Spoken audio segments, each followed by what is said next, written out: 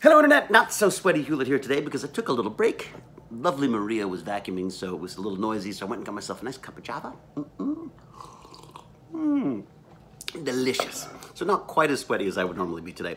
Burn and Learn, for those of you who don't know, is my attempt to stay fit and alive long enough to raise my amazing son and enjoy the twilight years with my beautiful and brilliant wife, Jane.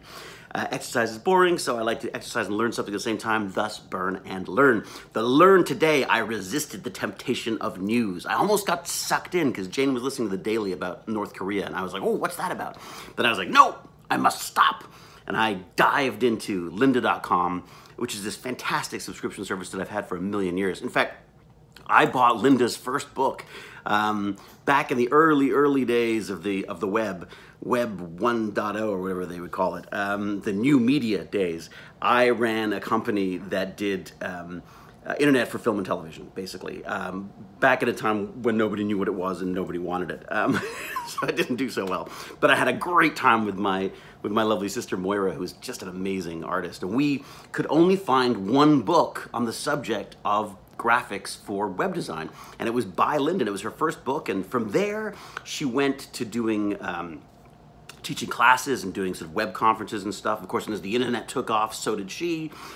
She started doing all these courses where people would go off to Ojai and do them, but then they stopped because there was a recession and no one wanted to spend the money and the bubble burst and all that kind of stuff. And she's like, what do we do? She started doing video, just on DVDs and stuff. And then, of course, internet video took off, and now she's just got this fantastic lynda.com empire that has been bought, I believe, by LinkedIn, which has been bought by Microsoft. So basically everything's owned by Microsoft again.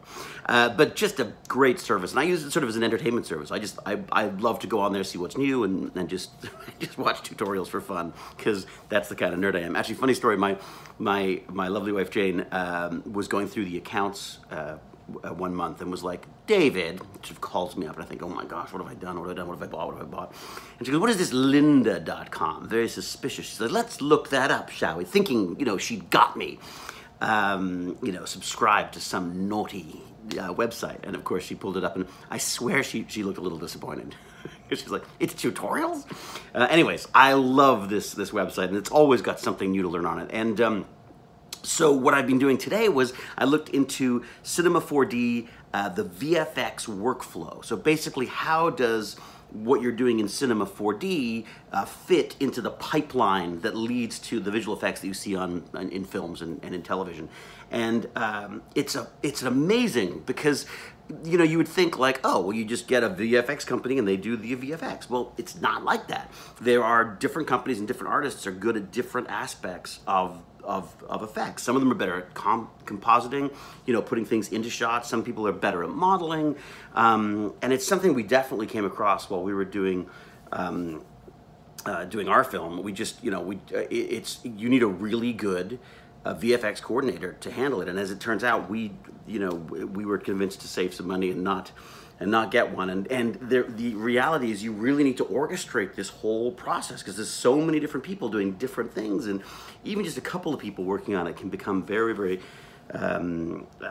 complicated and troublesome when you haven't got a standardized workflow for this stuff. So it was just really cool to see how it all works, and just little things that I hadn't thought of, like, you got to set a scale. You set a scale. Once you've set a scale, you got to make sure that everyone else is familiar with the same scale, so you don't sort of suddenly have, you bring in your massive spaceship and it's like this on the screen. So it's obvious stuff like that, but it's just, again, it's just a really fun insight into the way this stuff works and how big the process of VFX has become, because the reality is VFX are the star of the movies now.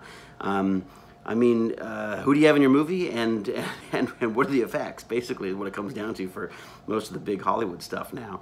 And I think, honestly, the people in it are mattering less and less, and the effects are mattering more and more. The reality is, if you looked at the box office of movies, I would say the ones with VFX are, VFX is the star that's getting paid the big money, or that's bringing in the big money, if that makes sense. And actually not getting paid the big money. I still think the actors are getting paid more than most of the visual effects people. So anyways, fascinating thing there. I'll put a link to lynda.com.